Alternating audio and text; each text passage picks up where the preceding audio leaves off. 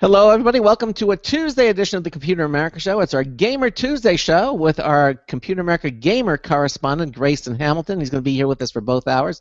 Of course, some of the big news is Apple Computer and their big unveiling today. We'll just talk briefly about that. We're saving that for Thursday's show with Gene Steinberg, who's our Apple expert. But we're going to be talking about that with him. But again, it's all going to be about games tonight. 1 minute until showtime. So sit back, relax, enjoy the show. We're starting momentarily.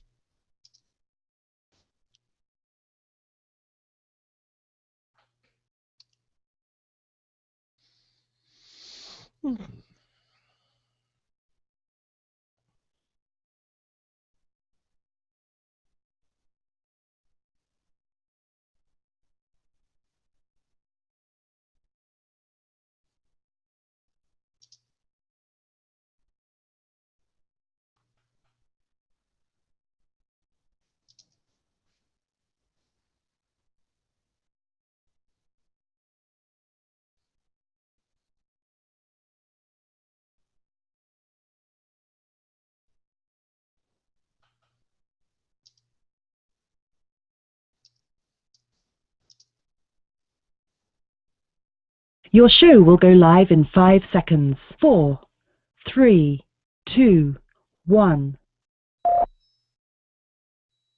Broadcasting live, it's America's longest-running national radio talk show on computers, Computer America, hosted by national columnist Craig Crossman. Look for Craig's weekly column in your favorite newspaper. This show is being beamed nationwide at ComputerAmerica.com. Keep it here for technology news, computer products, guest interviews, and your phone calls. You're listening to Computer America. Hello, and welcome into the Computer America Show. It's the nation's longest-running, nationally syndicated radio talk show on computers. Computer America is heard around the world and coast to coast. And I'm your host, Craig Crossman. And I'm your co-host, Ben. And it is our Gamer Tuesday show tonight. Yes, and we're going to be talking games, and more games. And we'll be doing that momentarily. Also in the news, big news, unless you're living under a rock. You just really jumped on this story, didn't you? Well, yeah. I mean, I just want to. I'm not going to actually do it today. We're going to save it for our Thursday show. But of course, Apple with their big unveiling of their new products, upgraded products. They introduced 2 new iPhones and the Apple Watch, which Nathan Evans said that they weren't going to do from Popzera. So we need to talk to him. Now, speaking of Popzera, of course, our guest tonight is also with Popzera. So let's get him in here and talking about all these different things. Grayson Hamilton is our Computer America Gamer correspondent. Gray recently completed and received his master's degree of journalism from the University of Texas at Austin and is actively pursuing a career in video game journalism. Gray does a majority of his writing for the Gamer Studio website, which you can read at thegamerstudio.com. He also writes for the San Antonio Currents online blog, and his section is labeled The People's Gamer, and he's also an editor-at-large for Popzera magazine. He's an experienced game enthusiast and author who will give us his viewpoints when it comes to computers and set-top games. Gray, welcome into Computer America. How the heck are you? Always a pleasure to be back, Craig, Ben. Good to see you guys again. I was doing pretty good to this morning when I looked at my phone and it said it's going to explode in a week unless I pre-order an iPhone 6. That's how I found out that the iPhone 6 came out today. Yeah, they don't tell you about the little self-destruct mechanism they put in the 5S. I think that's how Apple got me. Okay, wait. Now, is this a joke, or like are older iPhones actually going to be deactivated? No, they're working. It's just some of the newest features that they've announced. Obviously, they announced the iPhone 6 and the iPhone 6 Plus. But the 5S will still be sold for $99 for new, and the iPhone 5C will be given away free for new subscribers with a 2-year contract. Let's see what else that they said. They said that iOS 8 will work with the phones as early, I think, the iPhone 4 and the 4S. That's as far back as they go for the support there. iOS 8, they announced that. That'll be coming out, I think, the 15th of September. So you can upload that to your current iPhone. And of course, the other really big news is that they unveiled the Apple Watch. They don't call it the iWatch; they call it the Apple Watch, and to a standing ovation audience. I watched the keynote today, and it was really interesting to see it. We're not going to talk about. I'm glad you were able to withhold your, commenting on the story until Thursday. There's plenty to talk about. There's way more than 2 hours to talk about. I just want to give a brief overview because it's news, and I want to keep people up to date. You can go to the Apple website and see more details. But we're going to talk with Gene Steinberg on Thursday, who is our Apple aficionado and expert, and we'll get his opinions, and we'll talk about all the different versions and features that these new products that Apple introduced today. We'll get into pricing and availability, when they're going to be launched. We'll get into all that. But in the meantime, Gray is here tonight to talk about games, and more games. Now, if you have a comment or question about anything that we're talking about tonight, you can give us a call at 347-884-8881. There are a lot of 8s in that number, 347-884-8881. We'll get you on and get you through. We also have a special email inbox set up when we're live and on the air. It is live, L-I-V-E, at computeramerica.com. You can also join us in our live interactive IRC chat room from our homepage at computeramerica.com. You'll see a button right there, right under it says interact with the show, and it says live video and chat. Just click on it, and it'll take you to our live chat room and live video page. On to the left, you'll see the live IRC chat room. It'll ask you for a nickname. That's the name you'll be known by when you go into the chat room. Then there's a CAPTCHA verification. It's usually a number or 2 words. Just put that in there, and it just tells the IRC chat room that you're a live person and not a bot or something. Click the connect button, and your browser will move you right into the chat room, right in that same little window. It's very easy to use and very simple to work with. Of course, you can download plugins like Chatzilla or HexChat into your browsers, and that will actually amplify the visual abilities of the IRC chat room. It'll give you nice little windows to type in. It'll colorize the text. You will see that the users in their own separate window. You can make it'll actually be its own floating window. So it just makes it more convenient to use. It's not mandatory. You certainly don't need to have it, but we certainly strongly recommend that you get it, because you just see things more clearly when you use things like Chatzilla or HexChat. I'm thinking about what we should do is we should put 2 links, Ben, below that take people to the download page for both of those. I think that actually is a very good idea. So if they want to, I'd rather put it in the free software thing. Yeah, but let's put it also on the IRC chat room page, because that's where people are going to go. They don't have to go to the page to get it. It's the chat room software. Yeah, but then you start getting cluttered. We'll discuss it. We'll discuss it. Okay. We'll discuss it. And then sharing that same page is our live Computer America video streaming page. And that, of course, is brought to you by Otherworld Computing. That's right. They are now celebrating their 25th anniversary. Quality products, expert support since 1988. You can visit them at www.macsales.com for all your computing needs. PC, Mac, you have a PlayStation 4, Xbox One, accessories, hard drives, memory. Everything is there that you're going to need at wonderful prices. Again, the award-winning Otherworld Computing website, macsales.com. You can check it out.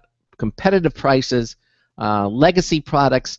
They even have their own YouTube page where you can watch instructional videos on anything that you purchase from them that shows you how to install them. Anything over $49, you get free ground shipping with your order, and that means about 80% of the country. That's 2 days. So you get it within 2 days with free shipping. Again, please visit them at www.macsales.com for all your computing needs. You'll be happy that we put you onto it. You're going to be very pleased with what they have to offer. Okay, so I think everything is there, and we really, I guess, get started. Gray, I know it wasn't a super busy month for games, but we can certainly talk about some of the things that have happened. I know there was a big convention called PAX Prime. We'll get to that. But I want to start off with Bungie. Because they had some big news. They're reaching for the stars, right? A game of theirs is launching today, correct? Yeah, actually, about I want to say about 19. It was midnight yesterday, so I guess about 19 hours ago it officially launched. Or for a lot of people, it was a huge download because massive game. But yes, the much talked about Destiny, which is the first big title that Bungie has been working on for years. This is post Halo era. So this is beyond the scope of the 360 and the Xbox One. So it's multi-platform. It's very far-reaching, especially for a first-person shooter game. It's got so many elements to it. So it's come under a lot of optimism and a lot of scrutiny at the same time. And that's rightfully so, because Bungie's a big company, especially when they have the courage to walk away from their Halo franchise. Microsoft keeps the rights to Halo, so Bungie is now free from that aspect. So they have the ability to work on whatever they want.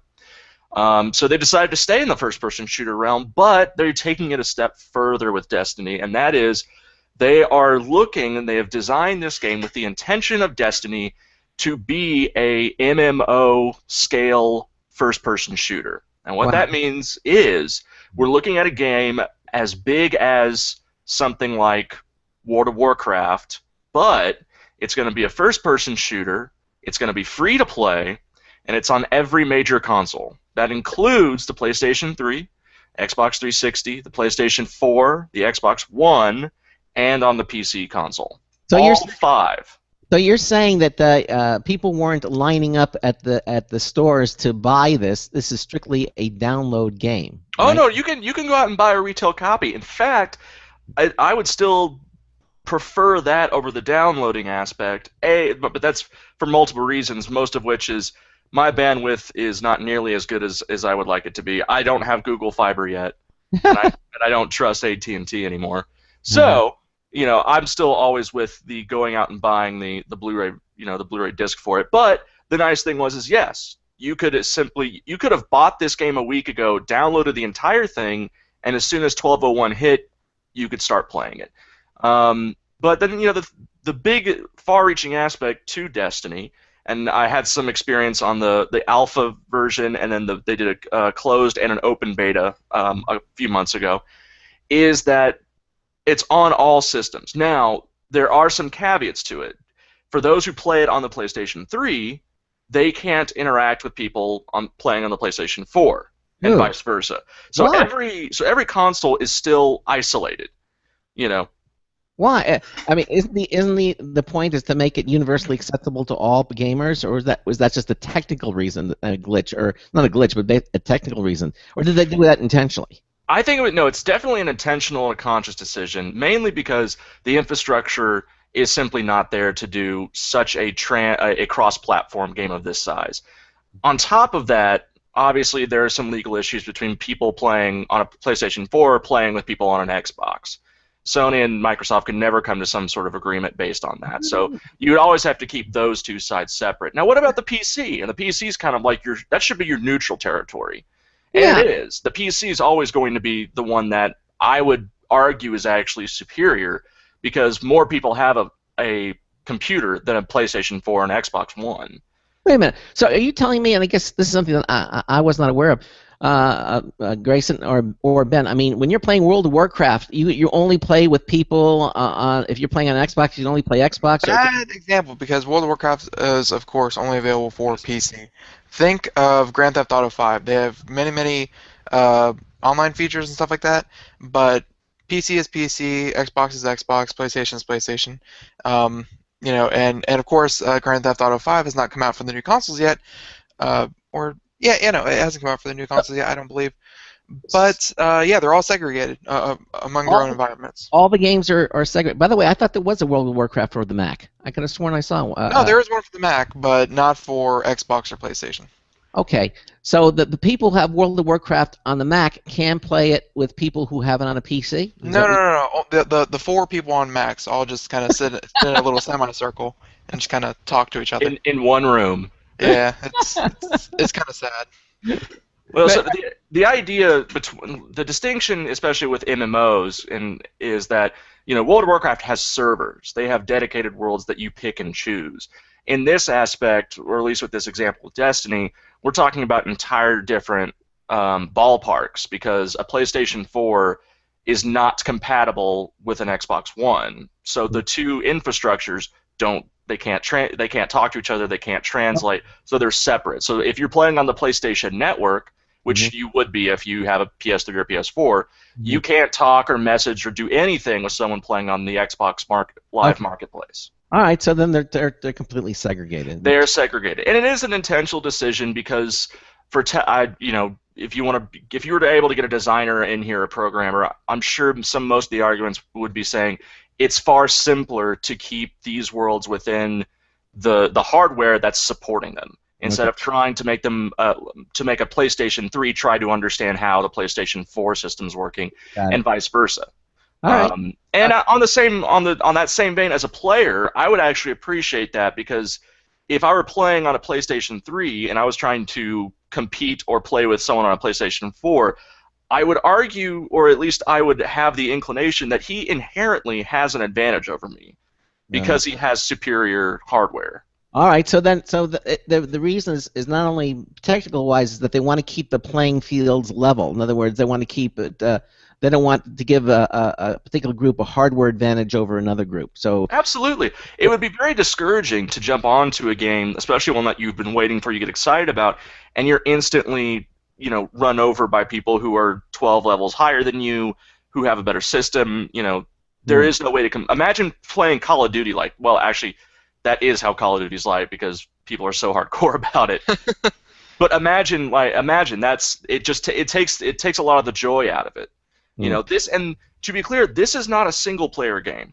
This is built so that you play with not just 5, 6, 7 other players. Your worlds will be inhabited by hundreds and some cases thousands of other players playing at the very same time. So it is an MMO atmosphere like World of Warcraft or EverQuest or whichever one you played with before but it's a first-person shooter, and that's where it starts to get really interesting. Was people were wondering, can you do an MMO as a first-person shooter? It's a science fiction game. First-person shooter is very Twitch gaming oriented. It's very competitive. So this is that takes a back seat to this. In this game, there's a very rich storyline involved. It's very exploratory. And as I said, it's supposed to be a very long game. They don't expect this. You can play this game for months, but they're looking at this game being played for 3, 4, 5 years from now. Wow. So we're not talking something that you're going to buy and beat in 6 months. You may be able to max out one of your characters, but there are so many subclasses to each of these characters that you could play it completely differently 4 or 5 times and have completely different playing experiences while enjoying a lot of similar content. On top of all that, they'll be adding content to the game, much like expansion packs that Blizzard does for World of Warcraft.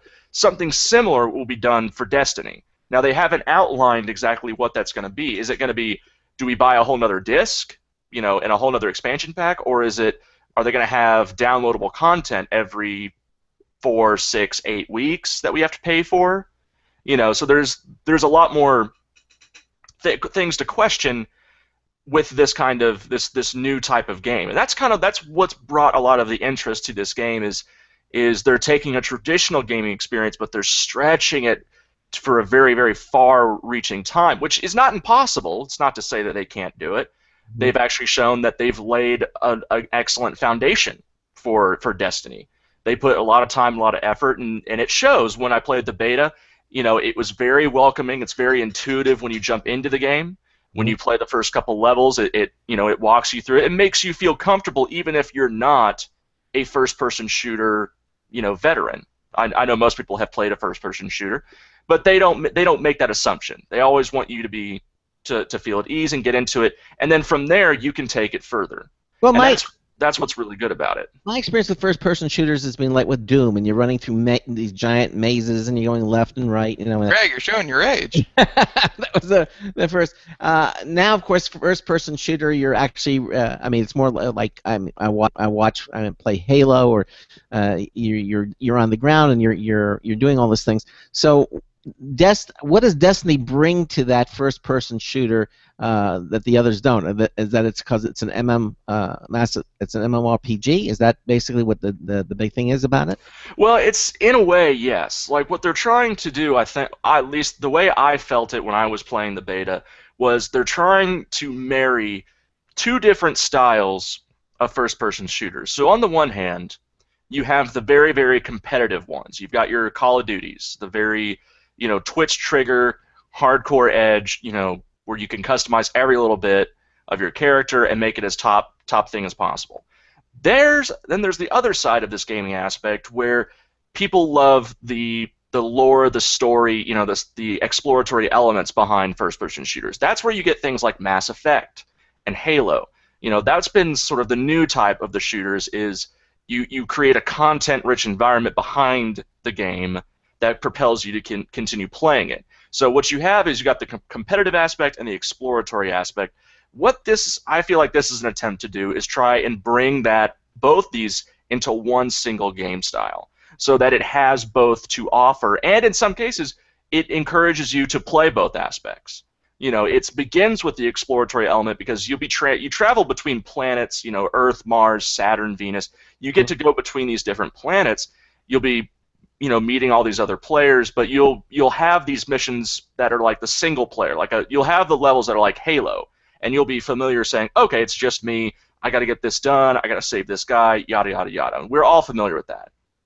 And later on, in the future levels, like with fire teams, you have the more multiplayer aspect where you get paired with other team members, real players, and you guys have to compete against another team of players, and that's where the Call of Duty aspect comes in. Mm-hmm.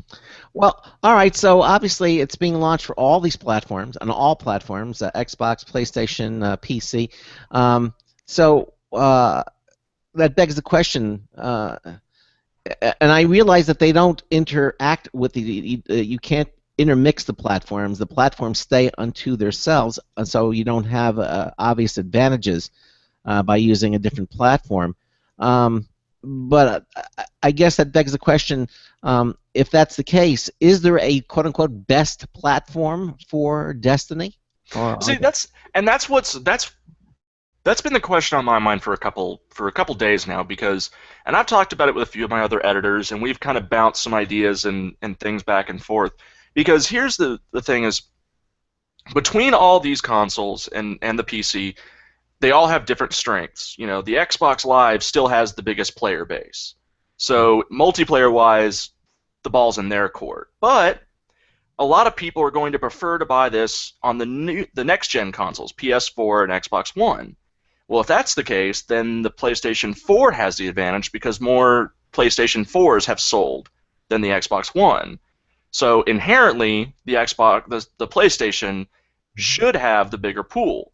Now, behind all of that is then the PC. And traditionally, the PC has always been the console of choice for first-person shooters. Mm-hmm. Accuracy it can never be replicated to such an extent on the PC because you can never beat a keyboard and mouse when it comes to accuracy. Ben understands that. I know Ben can back me up on that. Oh yeah, it's. I mean, there's a reason that the most popular first-person shooter in tournament play and in competitive play has been the same game for the past 8-9 years, and of course it's on the PC. Counter-Strike. Yeah, Counter-Strike. But I mean, personally, I grew up playing Halo on the original Xbox, so I'm way more comfortable than playing Halo, Mass Effect, Call of Duty, Man, all those first. You're showing your age, man. I know, and I grew up playing all those on the Xbox. So I mean, yes, you got the player base on the PlayStation 4. Yes, you got the the better graphics, and just the fact that MMOs traditionally do better on computers. Because it's just there's so many people with computers, but I mean, if it was just me, I'd say Xbox because that's what I grew up with, and and that's what I'm comfortable playing first-person shooters on. And I understand that completely. I've been in the Sony camp, so obviously I have it for my PlayStation 4, but I'm intrigued to see I definitely want to see how the play differences are between the PlayStation 4 and the PC. And so that's where I'm really interested in is seeing the sales numbers, because that'll tell you which console is selling the best in terms of which is getting the most Destiny numbers. Then the other part of it is we have to look at some of the empirical evidence, because all reviews are going to be different. I think, for the most part, the game is 99% the same across all boards, but there will be some things that have to be pulled back or scaled back because of the constraints of the consoles. Graphics being an obvious one, because a lot of people are going to have lower powered PCs, and obviously a PS3 can't compete with the PlayStation 4. Yeah. So funny story though. Destiny, it had an open beta, it had a closed beta, alpha, all that good stuff. I'm sure they had early releases for a special select few. And the funny story is that they actually, like, before today, there were no reviews on Destiny. No, and they made it clear that they did not send out review copies. Yeah. So no one got access to this 1, 2, 3 weeks ago when you have all the time in the world to do a review. That's why you'll see websites like Kotaku and IGN especially are doing review in progress, which is where it takes like them at least a week, 2 weeks, they'll review little bits of it before they finally give a full summation of it. And I'm actually on Bungie's side at this, because when you start to review games as much as I have and over the time, the bigger the game is, the less you should trust a day one review, just because you don't have the time and the patience to be able to put a game through its paces. And that's just for regular AAA titles. With a game the size of this, the breadth, the scope, like this is going to take a long time for anybody, I think, to experience, fully. I can, and I will personally attest to this. Like, I played WoW 3, 4, 5 times with different characters, and I never saw everything that was in that game. Oh, so I'm sure that I won't be seeing. Yeah, I know. I was gonna say, it only took me about 8 years to see everything, but I did it. So there you go. So yeah, it's possible. It's just gonna take a while. It takes a piece of your soul and the time put into it, and another reason that they didn't want the day one reviews is because and this is something that I wanted to work in, not just graphics, not just consoles, not just all that, but what makes a really great MMO is the community. It's so much is dependent on the number of people, and the fact that there's no one going to be there. Like let's say you got a review copy a week ago. No one's going to be online for you to enjoy that community, and with no community, there is no MMO. Mm. Yeah, and that was one of the bigger problems that I saw when I was playing the beta. Is there's a place in the game that's called the Tower, and the Tower is essentially the hub of the game. This is the place you'll be returning to a lot. It's kind of like consider it your mission control center, if you will, and it's supposed to be a place where you can interact with all the other players in the game, because they'll be constantly coming back and going to this place. And in the weekend that I had for the beta, I saw someone in there maybe 3 times, 4 times. I mean, it was kind of a ghost town. Now that I attribute most of that to the fact that it was an open beta. Not a lot of players jump on open betas because the game's still not polished. It's buggy, So the finished product, now that it's launched, I think will be different, and it will grow over time. Especially if like they say, if they want this game to last as long as they're intending it to, the player base will only continue to grow and grow.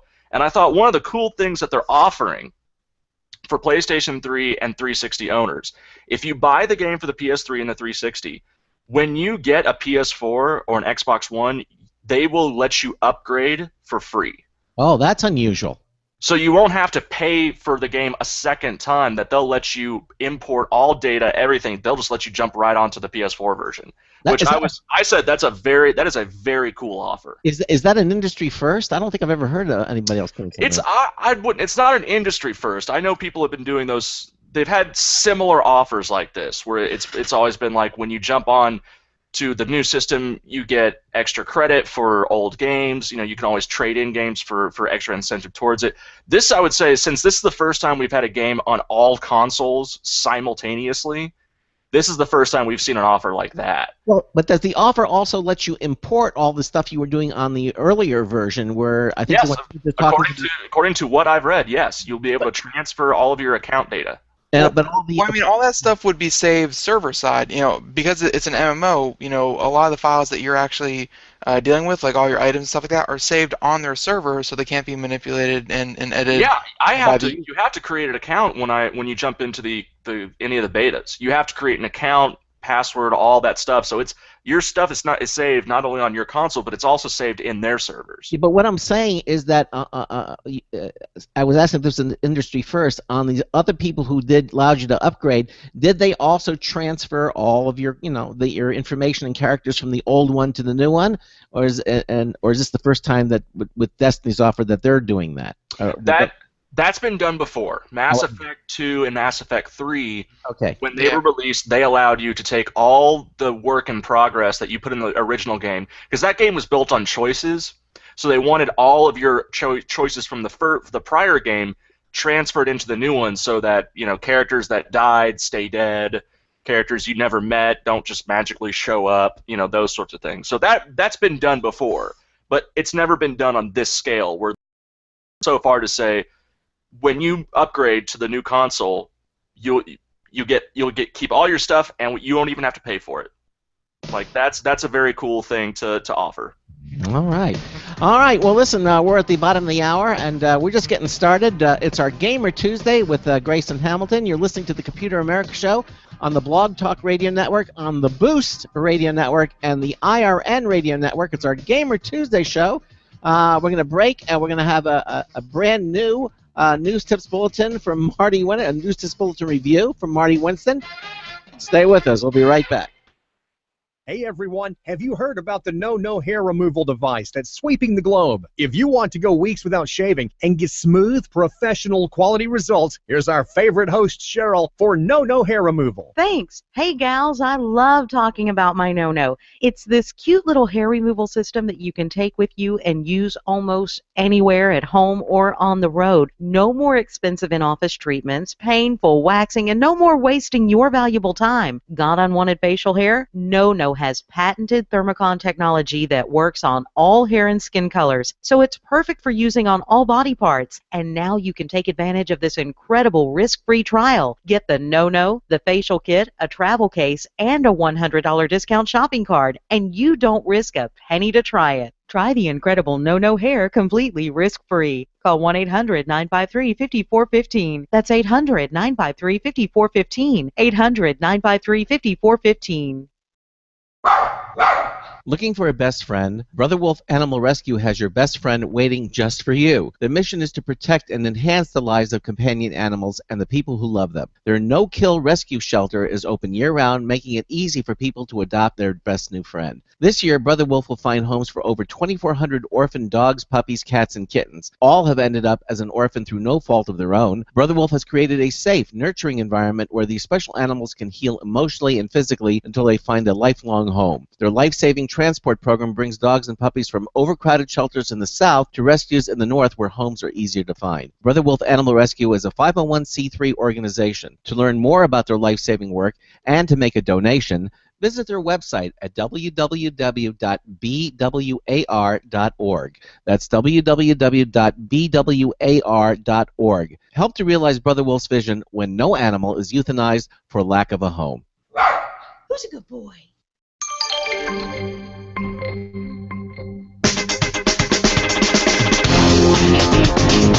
Bonsoir. This is Marty Winston with a News Tips Bulletin review for Computer America. This time the Data Locker Sentry and Encrypt disks.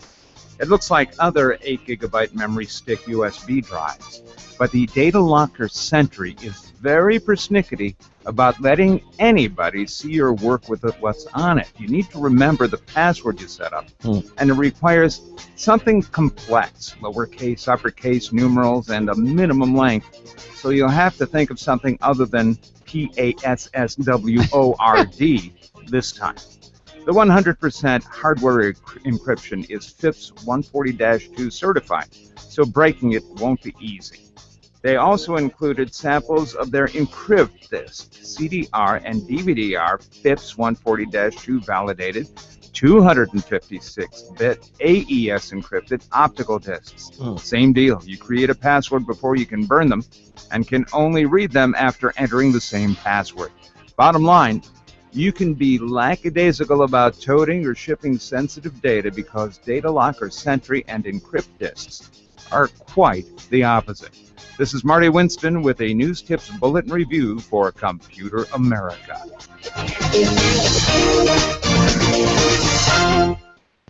Welcome back to the Computer America Show. Hey, Greg, got the right one this time. Impressive. Yeah. We have Grayson Hamilton with us. It's our Gamer Tuesday, and we're talking currently about Destiny. And by the way, something that not a lot of people may know is that, you know, aside from maybe the Elder Scrolls, the Elder Scrolls Online, Bungie, Destiny, made by Bungie, is it's getting a lot of attention on Twitch. I mean, you know, for one of the new games and Twitch really, you know, coming into its own, it's getting streamed on.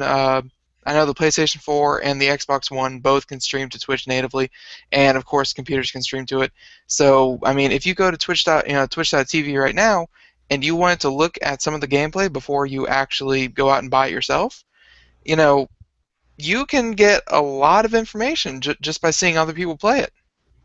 Yeah, that's actually a good use for things like Twitch. That, you know, it's almost like not quite try before you buy, but you can watch the gameplay and see people interacting and see if it grabs your interest. Destiny, now again, I thought was you said that, I thought you said it was free, at least initially, or did I misunderstand you, Greg? No, it's got a retail price of $60. Okay. But one thing that I did that at least, and this is something I actually find intriguing, just because I've seen this play out both ways. So what I'm interested in is, this is by and large, I would say from a technical standpoint, it's trying to be an MMO. It smells like an MMO, plays like an MMO, feels like an MMO. You know, what quacks like a duck, flies like a duck, call it a duck. So one of the interesting things is there's no subscription. So you know how like World of Warcraft, you pay for the game, but then you pay 15 or $17 a month? Ben? 15. 15? Yeah. You pay $15 a month to continue playing it without any sort of hindrance. And Destiny does not have a subscription. $60, that's all you pay, you're done. Now, that's great. I can't give you an argument that we should all pay more money. Like, I don't want to put it that way. Mm-hmm.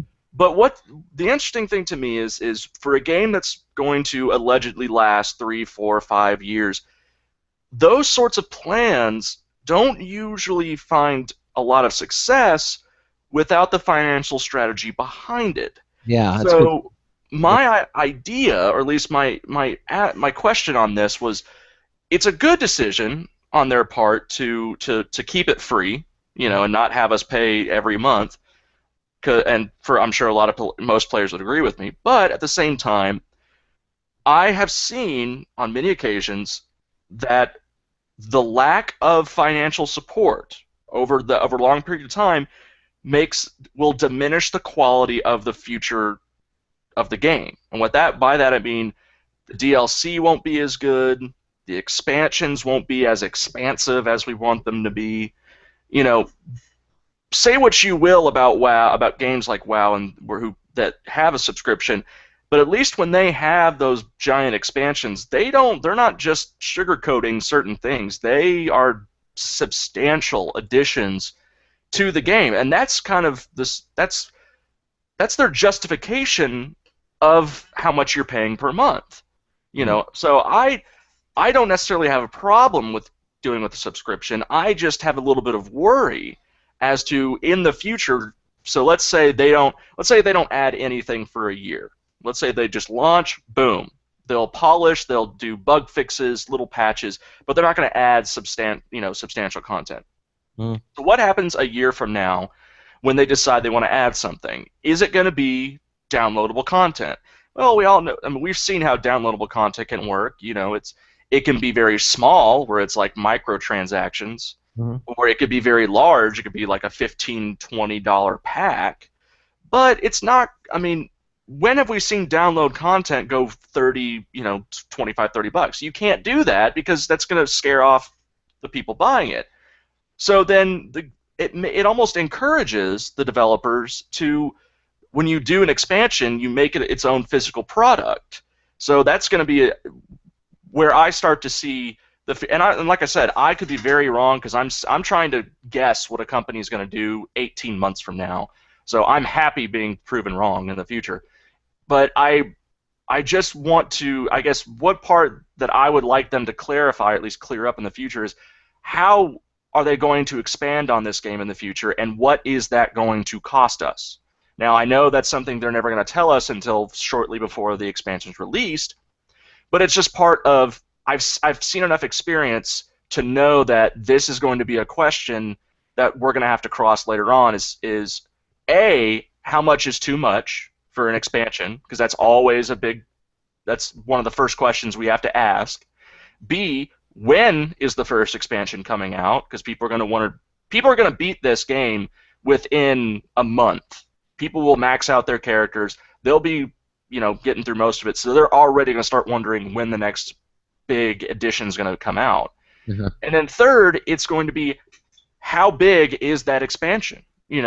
Is it a whole new planet, or is it just a continent? Is it going to be a whole new multiplayer system? Is it going to be a whole new classes? It's a very careful process that you have to balance between content and the financial structure. How much should we pay for an expansion, and what is that going to get us? So that's really hard to do. Like, how do you justify saying, yes, this is worth exactly $30, or no, I wouldn't pay $20 for what they're offering. And that's something I think is going to be curious in the future. It's not just that. It's not just that. It's that currently they're supporting 5 different systems. 2 Xboxes, 2 PlayStations, 1 computer. Each one of those needs time to develop and put work into it, and needs. I'm not sure if they have one modeling program that they can kind of tweak and just ship it out to all different platforms, or if they need to design this Destiny on 5 different pieces of software. But I mean, that is way more work than any other MMO ever had to compete with, because traditionally they've been on the computer or they've been on one console, and that's it. So for 5 different consoles, and let's face it, for an MMO, especially without subscription fees, I mean, that's kind of what made World of Warcraft successful, was that they could keep pumping content out to entertain their player base. Every year they had new events for Halloween, for Christmas, for the summer lull, for every possible event, they did something special. And then and then every 2 years or so, they released an expansion pack, which they're doing again, coming up. It's just, the constant flow of content is what makes an MMO great, and keeps the player base there, which in turn, again, without the player base, you don't have your MMO. So it's hard. I mean, I completely get that they want to be around for 5 years, but something's going to have to drop halfway through, and I think it's going to be the older consoles. Yeah, and that's not something they're going to do for a while, because the PS3 and 360 are still well in. They may end up being in their golden age. And by that I actually mean they're in their older age, not exactly the golden age of gaming, but they're in their golden years. But they're still solidly entrenched. But you're not going to see them. You're not going to see the 360 or the PS3 disappear anytime this year or next year or the year after that. Not even a little bit. They'll still be around well into 2016, 2017, because that's how long it's going to take for the transition to occur, for people to finally start wanting to jump to the next levels. And the other part of that is price. Yes, the PS4 is $400 right now, but I guarantee you in 2 years the PS4 will be $300, and that's going to be much more attractive, especially after all of these, really cool-looking games are going to be out by then, and their price will be dropped. So then you're not just buying a console. All of a sudden now you have this great library of really good games that you can start playing. So there's a lot more to it, for a generational gap, and I understand that. That might be something they already have plans for, or they might be drafting up as we speak. It's just one of that's the biggest question on my mind that really looks at the future of this game. I like the idea of creating a world that will sustain itself for so long, but I've been through this and I've seen, we've seen success stories like WoW, for example, who keep the $15 subscription and it works out really well. We've seen failures. We've seen free-to-play MMOs that never take off, and we've seen examples of games that start with a subscription and then lose it altogether. Star Wars: The Old Republic, for example. They started at $15 a month, and they got over to 2 million players before all of a sudden, and I saw it drop within a couple months, that they went to under 1 million with almost like a drop at the hat. And they had to start immediately restructuring their financial, the financial strategy behind it, to the point that they made the entire game free to play, and the game exists now off of microtransactions, little in-app purchases. Do they know what caused something that vast? I mean, 1 million players dropping off. I mean, that's like somebody was passing out invitations. You need to drop this. I mean, why did that happen? I personally heard that that so many people dropped was because, I mean, the leveling experience, because MMOs follow a classic, kind of scenario where you go through a rich storyline, you learn your character, you learn how to play, you learn the story, and you learn the world that you're involved in, and then eventually you hit the max level, and the max level will be at 50, 60, 70, 80, 100. It doesn't matter, but eventually you stop leveling or progressing through levels, and then you hit something called the end game, which is where you are doing completely different content only available to the max level players, and that is what you're doing, for the majority of your character's life, because let's face it, it may take you a couple weeks to level up, but then you're sitting on the same character for, months to years at a time. Right. So the end game content for for Star Wars Knights of the Old Republic, the end game just wasn't there. I mean, the level experience was great, but there wasn't anything to keep people playing. Yeah, you kind of hit the nail on the head, Ben. Was the process of playing the game and the grinding, that was very smooth.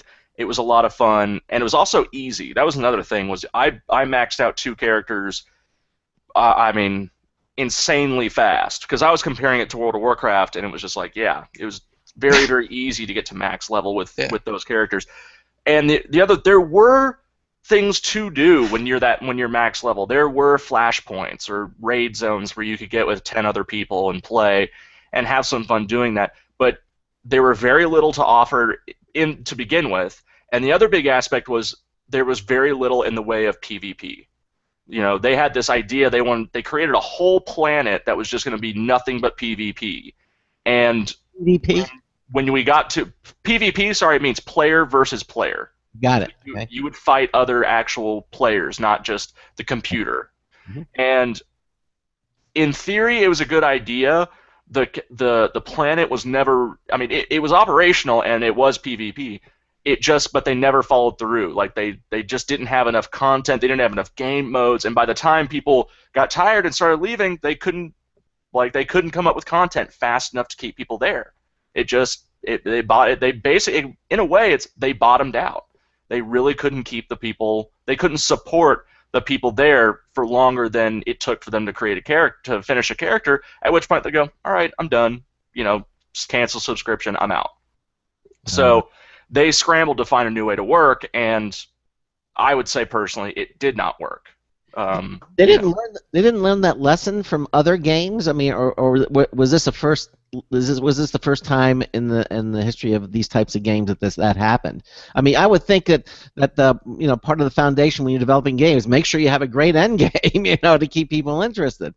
Yeah, well, I would say its rise in popularity was insane. Like, I know when they were getting people, they were thinking that they were going to overtake WoW within a year, and if they kept that rate, they definitely would have. But the one thing that WoW has that almost no other that no other MMO can really has mastered it the way they have is the content that supports every step of the game. From the very beginning to the very end, they have the content to keep you entertained, to keep you engrossed, and to keep you, more importantly, to keep you paying.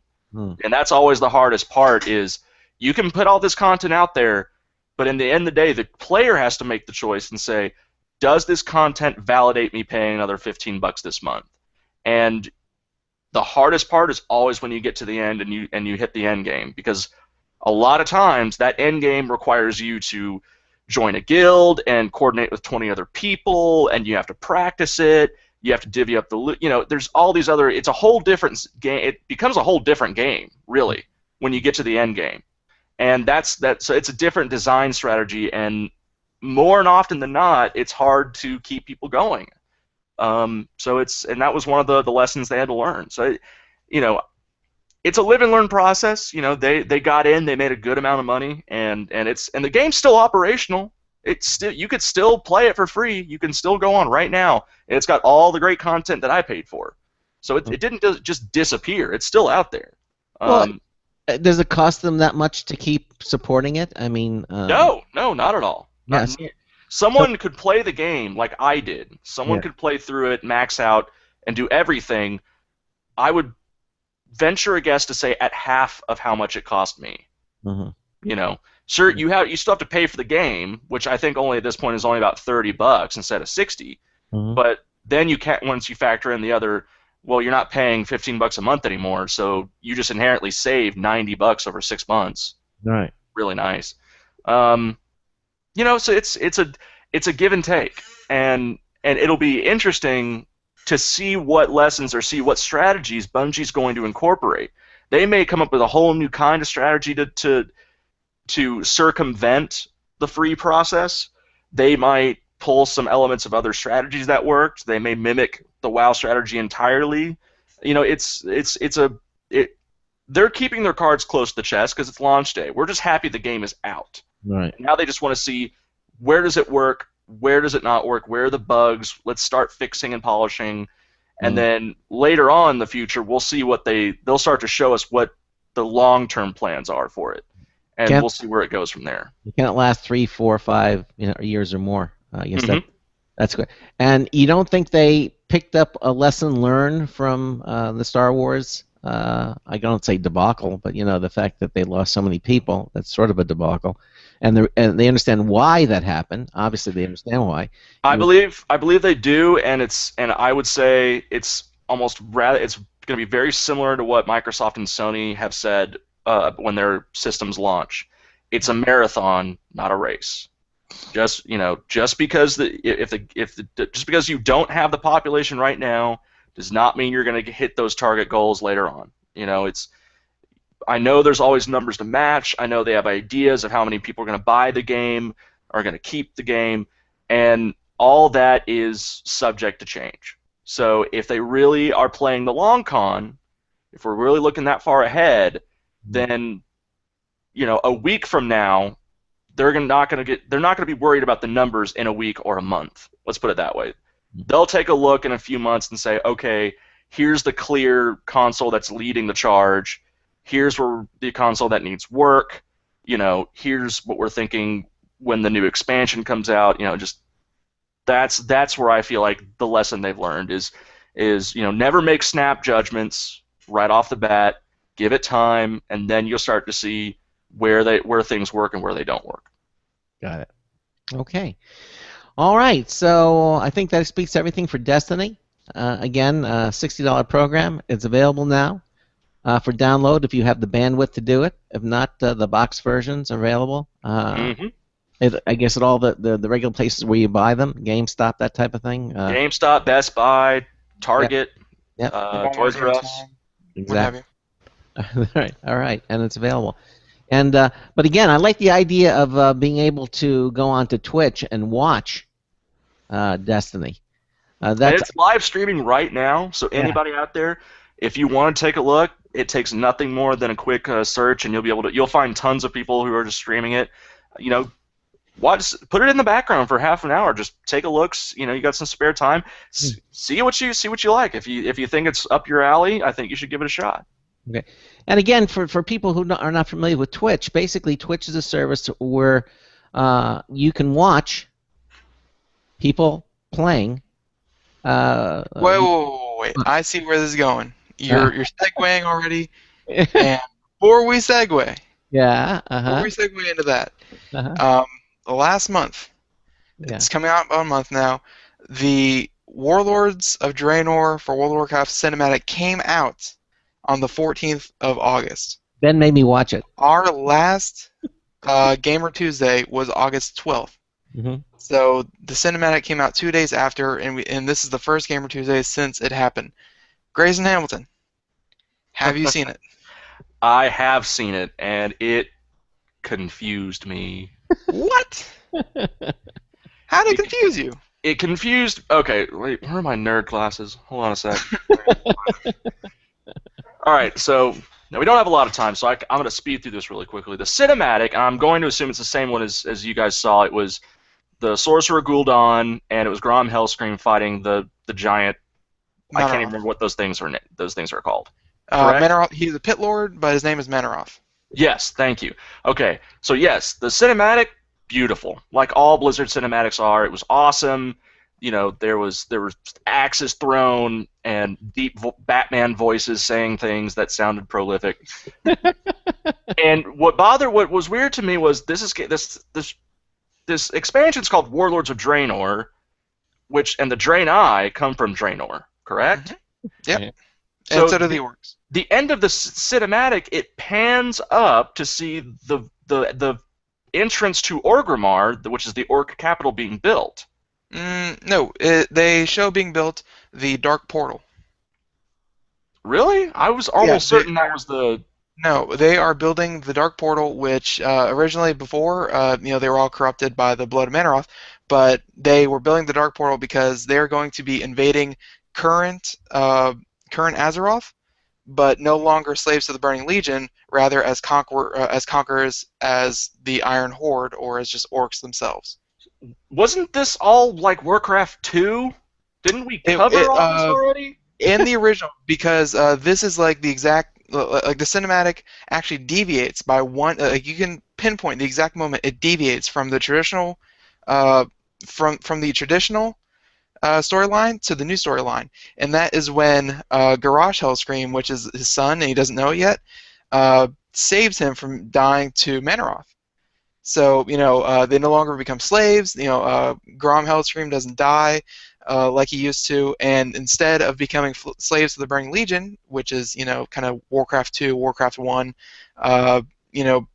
Burning Crusade, all that good stuff, you're now in a completely different timeline. Think X-Men Days of Future Past, and you're now in a completely different timeline, and it's a completely different horde. So that's what they're... So this isn't a prequel, because that's what it made me feel like. They're just... It was up pulling until... a Bryan Singer and just pulling an old character from the dead and saying, he's alive again. Why? Because of science? Because of magic. There's a very specific point where Grom does not die where he's supposed to, and it starts off a whole new timeline where the Iron Horde with, the main boss of the last expansion was Garrosh, and he goes back, becomes a prophet for the old orcs, and there you go, new timeline, invade, and you get, this is the best thing to happen to WoW in a long time. Pandas were fun for a little bit, they were cute, they were adorable. The last expansion really did kill the feel of World of Warcraft. This one, getting back to basics, you get to see all of your favorite heroes that have maybe died since then, that you never really dug into their origin story unless you read the books, played the old games. This really digs back into what is World of Warcraft. Okay, and I can get behind that, but see, that was the thing, that's what I didn't understand, because I was watching it, and I think that's why I got fooled, because I was seeing all this and I was going, I think this happened already. Are we just going, like, are we doing a prequel? But if you remember during the cinematic, and I'm sure we've lost 99% of our audience. During the cinematic, Gul'dan, when he asked them to drink the blood of Manaroth, his skin is green, and orcs are traditionally brown color. They're brown red color. That's Yeah. So they don't drink it. If you remember Warcraft 1, 2, and 3, all the orcs were green. This is before they were corrupted by the Burning Crusade. Instead of being corrupted, Garrosh goes back in time and reforms the Horde, the Iron Horde, and now they try to take over the world under his leadership. So it's an alternate timeline. It's an alternate timeline. So everything that happened in all those years basically didn't happen. It still happens. You can still play all the content. It's still there, and it's very important because all that alternate timeline leads up into what happens right now. So they rebooted. They That's rebooted. What this is. They pulled a reboot. They did. Which is just, I think, what World of Warcraft needed. Yeah. They got into the pandas. They got into, they kind of ran out of storyline, and now they're getting back to basics. That's what happens when you kill all the good characters. I know. That's what bothered me. It was like Blackwing's cool, dead. Arthas is cool, dead. Lich King now, dead again. Illidan, dead. Lich King, dead. Everyone died. Stop killing people. But and now that's not just for games. Like, all people out there, just stop killing people. It's just mean. That's a plea to greater humanity. But I mean, you get to see Uther Lightbringer again. You get to see Illidan again. You get to see, all these people that have since died in these heroic ways. You now get to see the very forming of what the storyline of World of Warcraft, of what World of Warcraft is. Okay. And that is cool. I like it, but I gave him 8 years of my life. I'm good. I'm ready for another 8. Ben's ready for another 8. Okay. Then you know what? You can report all about that. I'll read everything you write. I'll go for it. But I can't let myself get sucked in. I got Destiny to play. All right. Well, coming up in hour 2, we're going to talk about Amazon purchasing Twitch for $1 billion. And then we're going to talk about swatting victims. What is that? What the heck is swatting? And also we'll talk about PAX Prime if we have enough time. You're listening to Computer America Show on the Blog Talk Radio Network, the Boost Radio Network, the IRN Radio Network. We're going to be right back. Don't go anywhere.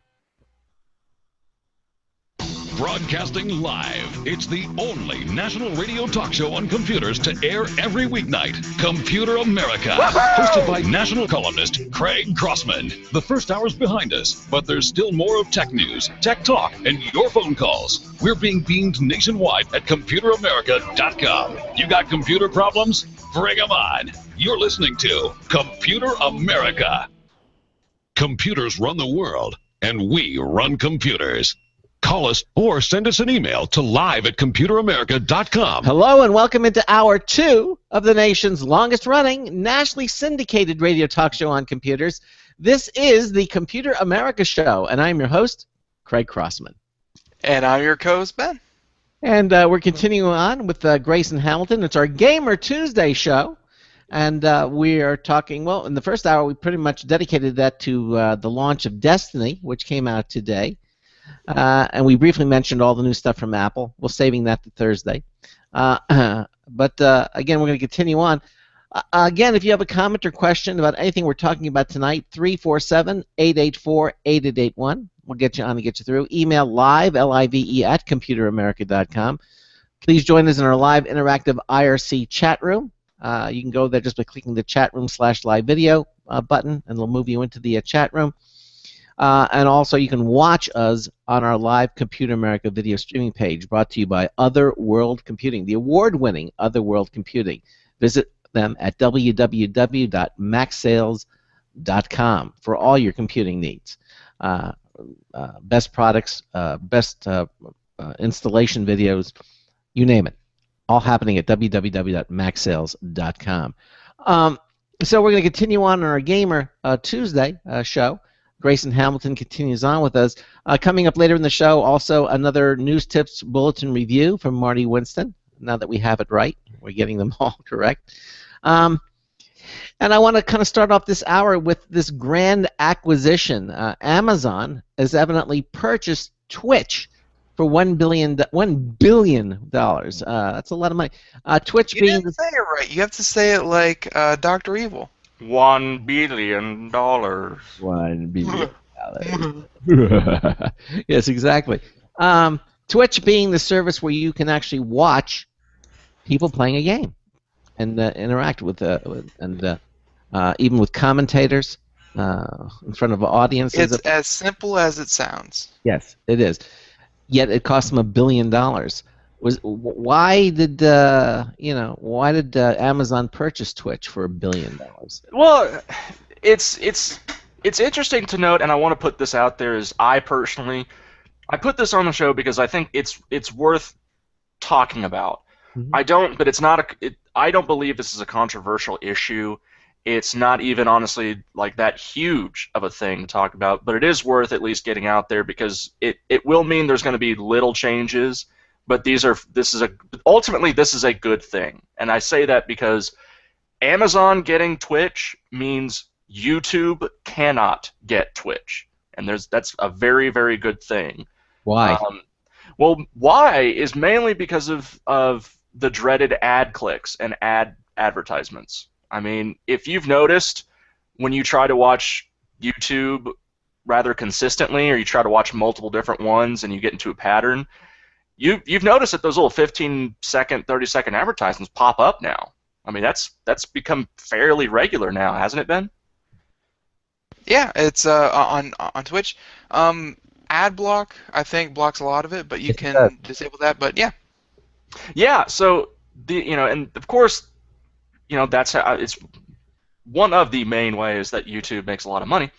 But the nice thing that Amazon's become a huge, like a general name now. Amazon's not just I want to buy a Kindle and I can get it, through them, or they can send you stuff for fairly decent prices. No, Amazon owns actually a large portion of digital companies, of websites as well. And what's been actually starting to see in terms of patterns, because you know how Google acquires a lot of people? Google's been acquiring startup companies that have these really cool science ideas, and they acquire them because they have the billions of dollars that these companies need to make their product, and that's understandable. They bought the company with the self-driving car, and it became the Google self-driving car. I mean, they both got what they wanted out of it. No, the idea behind this was Amazon has a very hands-off approach to almost all of the companies they own. What this means for them is that they can provide the business structure so that it's as little of impact to the company itself. Now, think back, if you wind the clocks back 3 years, Twitch was something that was barely mentioned on the internet and out there. Most of the people out there didn't even know what Twitch was. It's only in the past 2 years that it's become really, really big. And I don't just mean, commonplace. I'm talking companies have been live streaming E3, and they've been putting major announcements. Those huge video game tournaments, they live stream that on Twitch now because it expanded their audience from just a couple 100,000 to millions of players. They've expanded their audience by 100-fold with Twitch. So the potential with Twitch is to get audience expansion in a way that before now was pretty hard to do in a gaming basis. If you didn't have a major company behind you, if you didn't have the advertising, the marketing, indie titles were very hard to get that name out there. Twitch helped with that a lot because the gamers were taking the advertising and marketing, putting it in their own hands just by saying, look at this game I'm playing. Just watch it. If you like it, go out and get it. Here's you don't have to go through the rigmarole of trying to, download a demo for it, which is polished and, has all these in-game purchases and all that stuff like that. No, it's just streaming at its finest. So Amazon, of course, wanted to, they want to maintain that kind of integrity without having to, with changing the smallest amount of stuff. So thankfully, this is great because YouTube is the opposite. When YouTube gets control of something, they want to go in and they want to restructure it so that it looks just like YouTube. And Twitch already looked a lot like YouTube to begin with, but imagine all the stuff that you'd have to go through with YouTube. Imagine for a second if you think about all the terms and agreements for YouTube. Imagine you streamed something on Twitch, you put it out there, and it would get immediately reported or taken down because it offended someone because it had a bad word, or because it showed a bare breast. Because it had some kind of copyrighted song that was playing in the back. Yeah, or the copyrighted song. That's easily the most common problem with YouTube. these were going to be problems that Twitch would have, and this would have really disrupted the gaming field entirely, or this being able to stream games to people. It would have become a whole nother process, and it wouldn't have killed Twitch, but it would have significantly reduced the quality and the accessibility of Twitch. Amazon understands that, which is why this is a great thing that they got it instead of Google or YouTube buying it. So for one, I'm happy with this. Now, as to what changes are going to be made to Twitch, I believe it's going to be fairly minimal. There's not a lot that Amazon's going to want to do, I think, to change it. Obviously, you're not going to see any of those game links, which I know YouTube likes to do. A lot of users on YouTube like to do as well. So you won't have to see that. You won't have pop-ups, which I'm really happy about, those pop-ups that show up little bubbles saying, click on here to go straight to this game. They pop up or say, click on this to go to the next video. Thankfully, those won't be as intrusive as they have been on YouTube. So, I think ultimately, like I said, I think this is a good thing. We'll see. They'll obviously outline what what they want, what's going to happen in the future. And for anyone out there, if you want to take a look, there's a letter from the CEO of Twitch explaining how happy he is for this step. And it's dated August 25th, so it's only about 2 weeks old. You can go check it out. You can easily Google it. Go to Reddit. Reddit's another good place to go.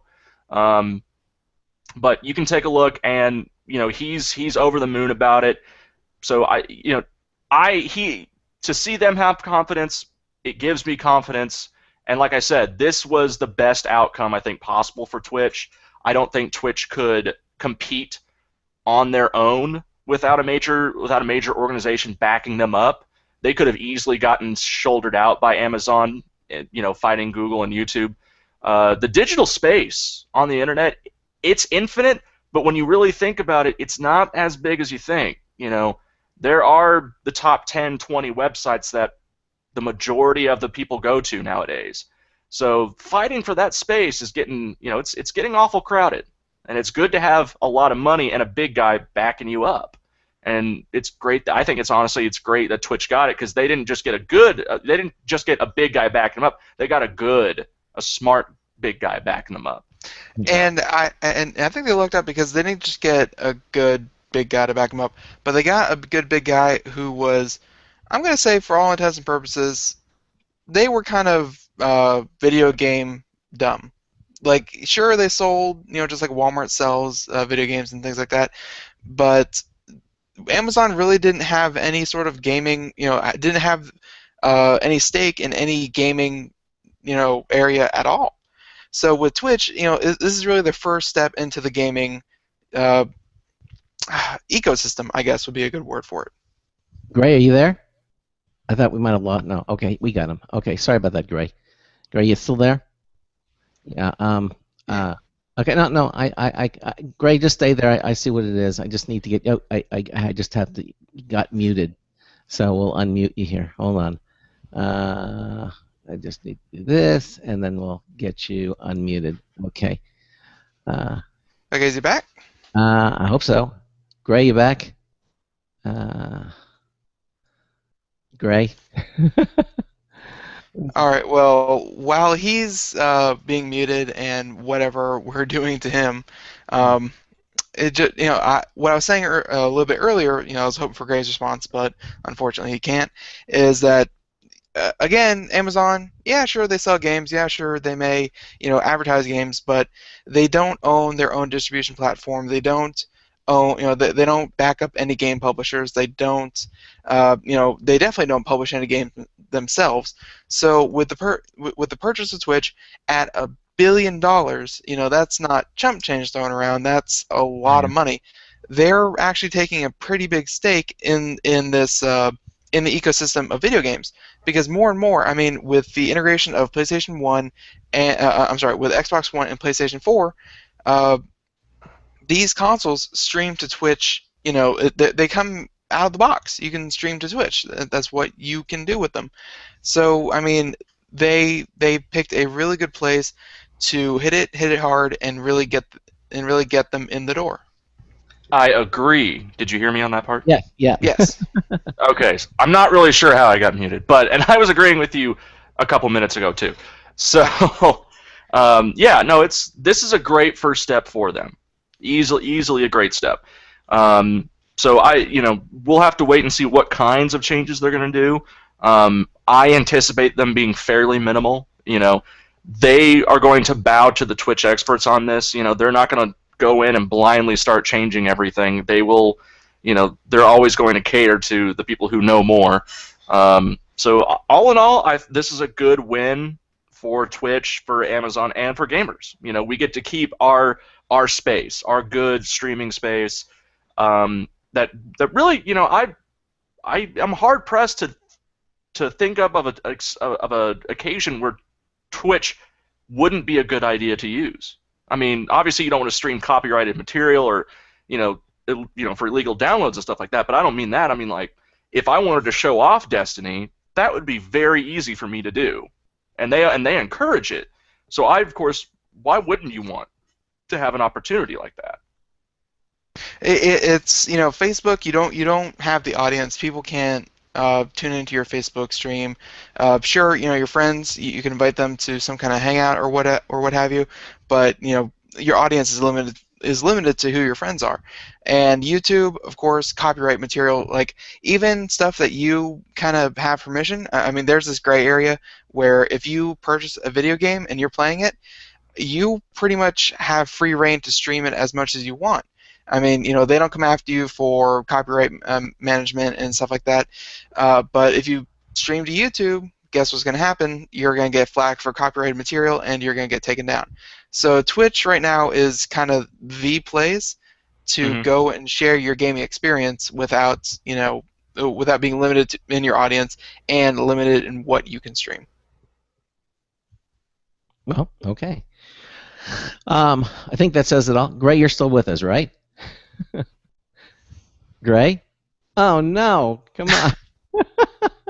Okay then. No, he was there. He's there. I see him. I don't know what's going on. Gray? Okay.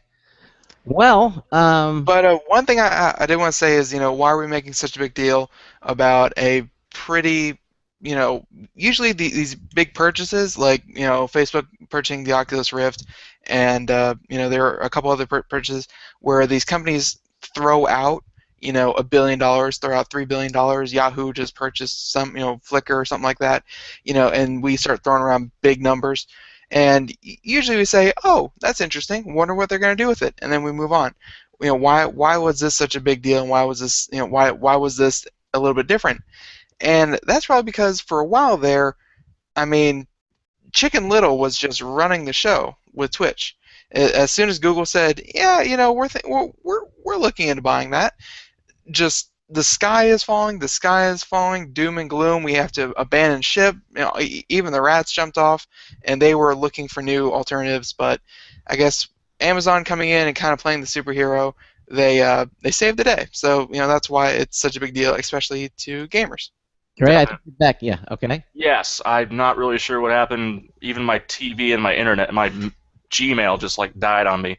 So okay. I missed the last minute and a half, but I'm back. Yeah. No worries now. All right. All right. So, now, did we cover? Basically, I mean, Amazon bought it for $1 billion, and did we get into why did Google and YouTube pass on the deal? Here's the problem: is because the deal never got into the final stages. We don't know what caused them to walk away from it. Because we do know that Google and YouTube approached them first. Now, why the deal fell through makes me think that they were not willing to agree to some of the restrictions, some of the changes that Google and YouTube were going to have. Because I'm sure they that's going to be my guess, was they looked at the proposal and said, we like this, but no, you're changing too much. And unfortunately, and Amazon bought them and said, we're going to leave you alone. Is that pretty much it? I think YouTube, or I think Amazon came in with their own deal, their own idea, saying We like what you do. We don't want to change any part of that. We just want to give you guys the fighting chance you deserve. You know, they played the White Knight card, and it worked out brilliantly. And you never take an acquisition like this without checking on prior acquisitions. If you go down the list with Amazon, you will see that there are several apps, websites, and other companies that were becoming big names before they got acquired. Most of them have already gone on record saying that it was not only a good thing, but that their company is still just as good, if not better, than it's ever been. So the prior history of Amazon acquiring you, for the most part, is positive. Even for the electronics industry, for the technology, for computers, I can't say every company, but most companies were happy about it, still are happy about it, and I'm sure the workforce is too, because at the end of the day, you're saving a lot of jobs, you know, and you're giving the ability to have a future of even more jobs, of the company growing. So I think ultimately this is great. This is great for them, and they're happy to do it. Let me ask you this: are we sort of in a game hiatus at this point? The summer is over, the summer games are gone, and the holidays are not here yet, and they're a couple of months away. Yet here but Destiny launched today. So I mean, was that the only big game to launch? Was that well, that was the only big game to launch this week, and that's obviously by design. No one was going to try and compete with a Bungie game on launch day. Right. They always plan these things out. Companies always keep their ear to the ground when it comes to stuff like that, because you always want your game, just like in the movie industry, you want your movie to be the movie that people go see, right? Or the game that people go buy. So obviously, that was going to happen. Is it the only ones that are coming out in the next little bit? No, they're not, because there are some actually very notable games that are coming out in the next 6 weeks to 2 months. We can start. Obviously, we got at the end of the month, September 30th, we have the Middle Earth: Shadow of Mordor, which is an RPG game based on Lord of the Rings.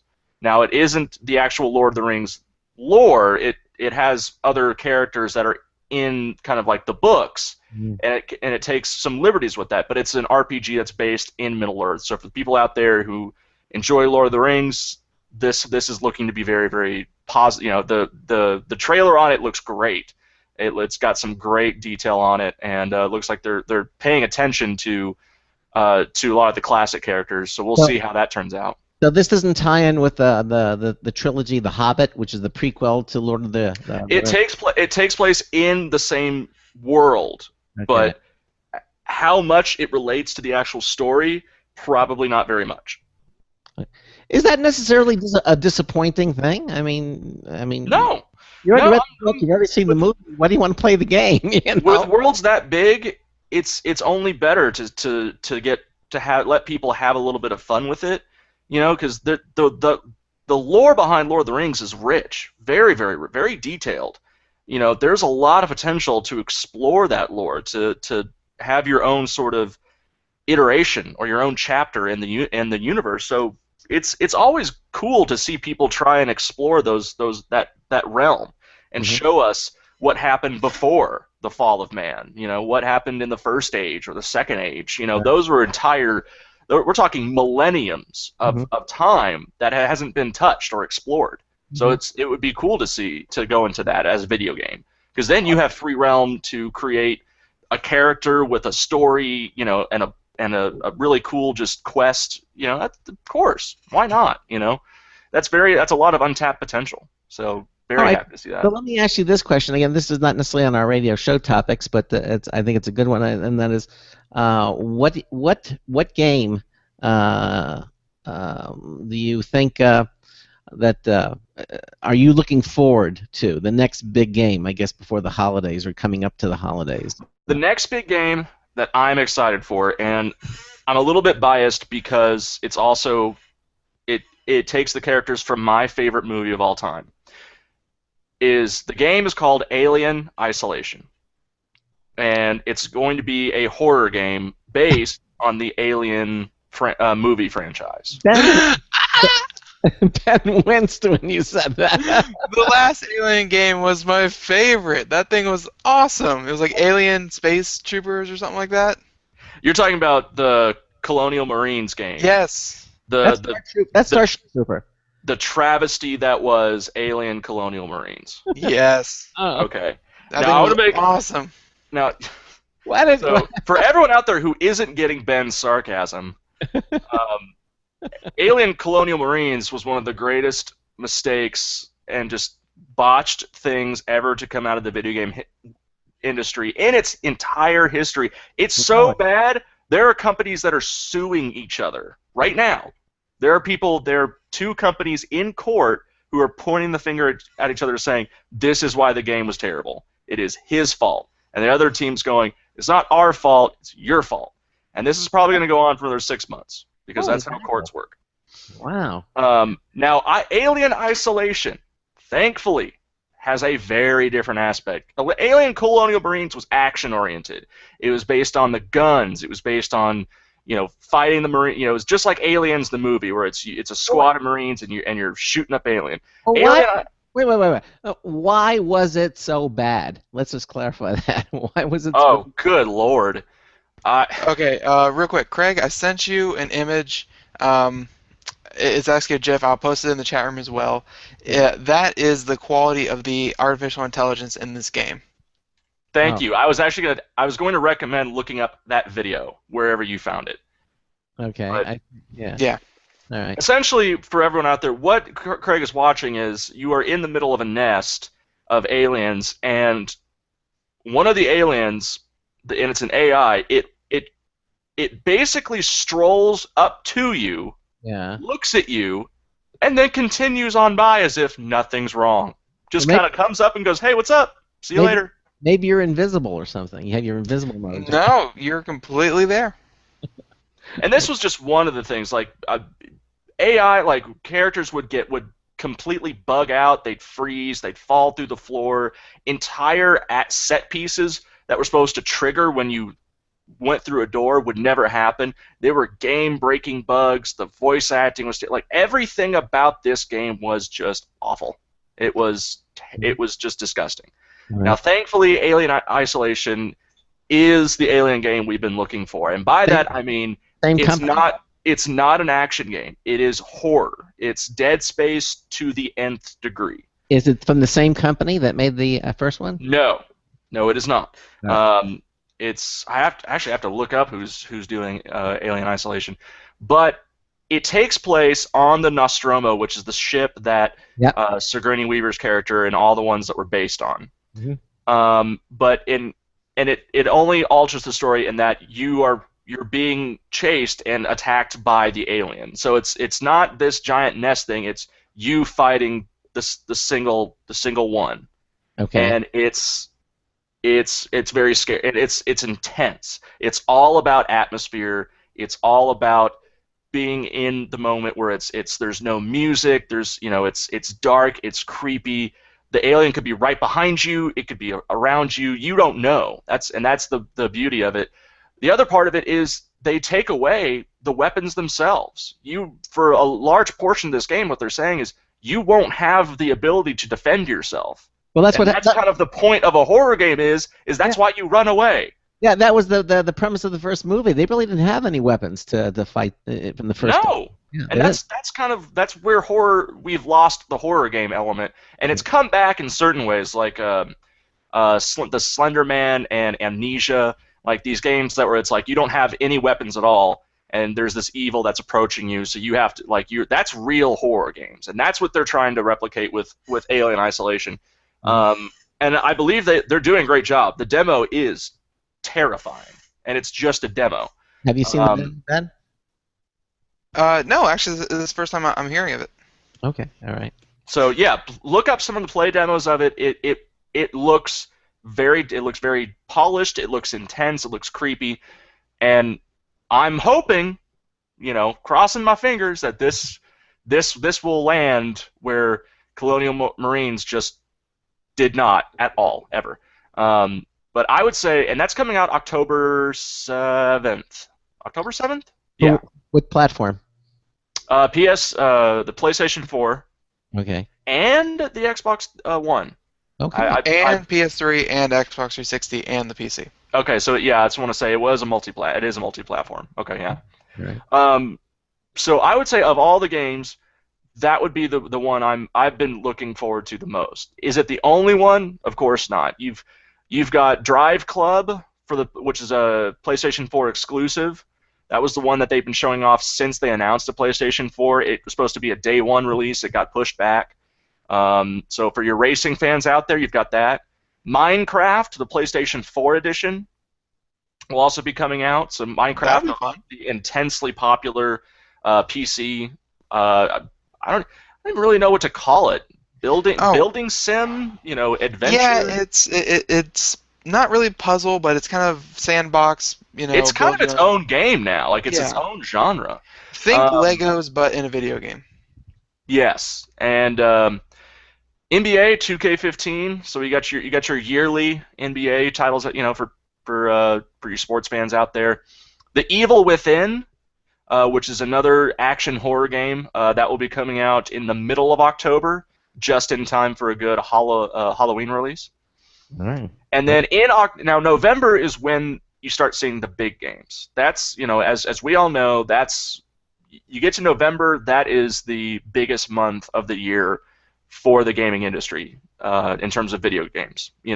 That's where they try to get their best titles out there for the Christmas holiday push, and it's a free for all. It's just you've got $120, get all the games you can, go. Okay. And then you get 2. Yeah. And you end up getting 2 because that's all you can afford.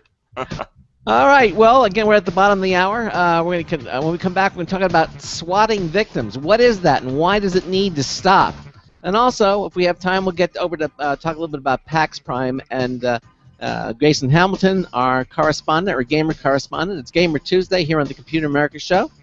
347-884-8881. You're listening to us on the Blog Talk Radio Network, the Boost Radio Network, and the IRN Radio Network. Stay with us. This is a special alert to all Americans who own a vehicle with less than 120,000 miles with an auto warranty about to expire or no warranty coverage at all. Due to a decline in the economy and major car companies filing for bankruptcy, Cover America Auto Care has announced revolutionary, inexpensive mechanical breakdown coverage that is now available to the general public to save consumers thousands on auto repairs. An open phone line has been established for drivers to call who own a vehicle that is less than 10 years old for a free 5-minute quote and to see if you qualify. The number is 800-483-2514. Drivers who are covered with this auto protection will not have to pay for a covered repair again. This is the auto coverage now sweeping across America at a fraction of what dealerships charge and is now available to the public by calling today. The number to call is 800-483-2514. 800-483-2514. That's 800-483-2514. Don't complain about your cable bill going up and up and up. Do something about it. Grab a pencil and jot down this special number. 1-866-663-MyTV. The more cable TV rates go up, the better digital satellite TV looks. So, disable the cable and get more of your favorite channels in 100% digital quality for less money. Call 1-866-663-MyTV right now to sign up for packages starting as low as $19.99 and up to 4 rooms. And there's no equipment to buy. That includes your free HD TV upgrade, your free DVR upgrade, and your free professional installation. And the best part, the pristine digital picture and sound. Call 1-866-663-MyTV. So, what are you waiting for? Pull out your major credit or debit card. Call 1-866-663-MyTV. 1-866-663-MyTV. Disable the cable, cut costs, and get more. Call 1-866-663-MyTV. 1-866-663-MyTV.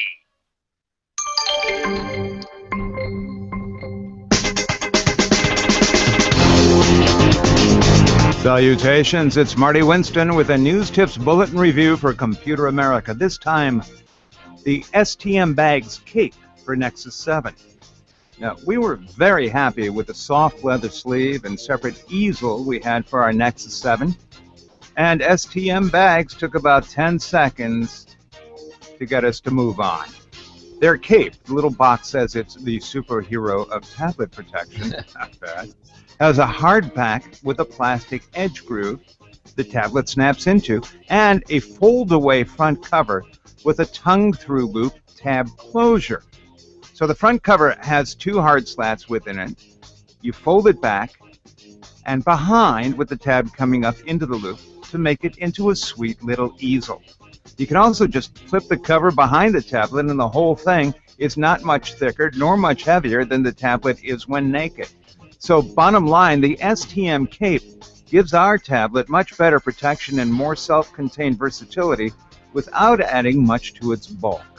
This is Marty Winston with a News Tips Bulletin Review for Computer America.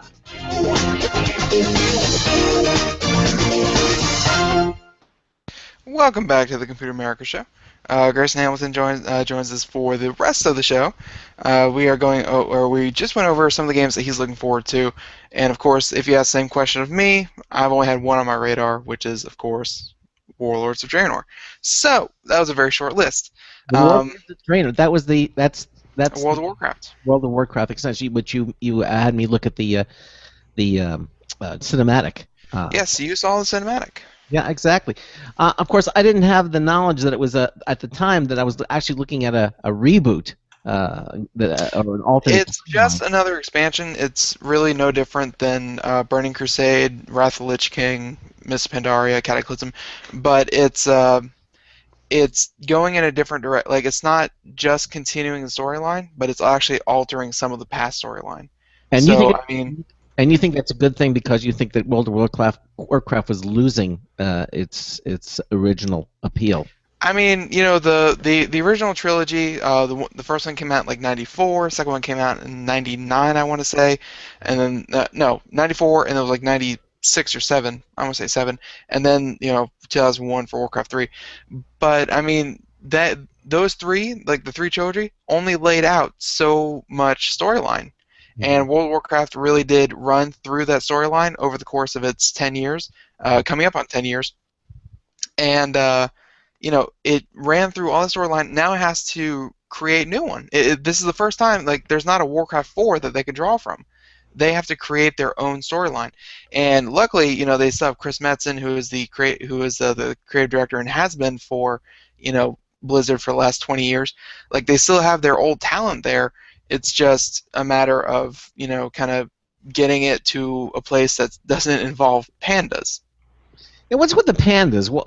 They sound like little fluffy things or something. The Pandaren, the Pandaren, they were kind of like an Easter egg. Like Chris Metzen, yet again, actually made some artwork for his little cousin. For his niece. It was his niece. And it was a panda holding a small baby panda up on his shoulders. Right. You can go find it. It's all over the internet. Great picture.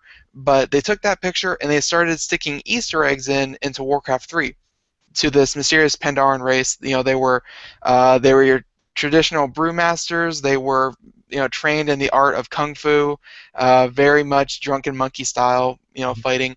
Yeah. And they were little Easter eggs that could be found throughout Warcraft 3. And then, come this latest expansion, they decided to take the Easter egg and turn it into a full-blown event.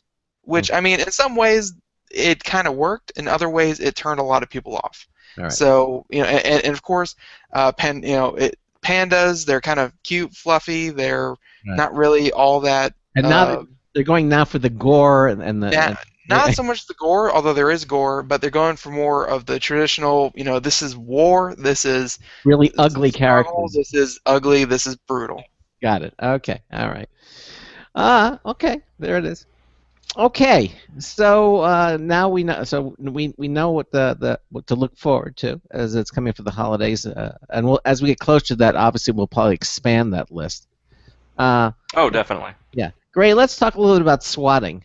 And how you say it needs to stop, but how did it start and where did it come from? What was SWAT?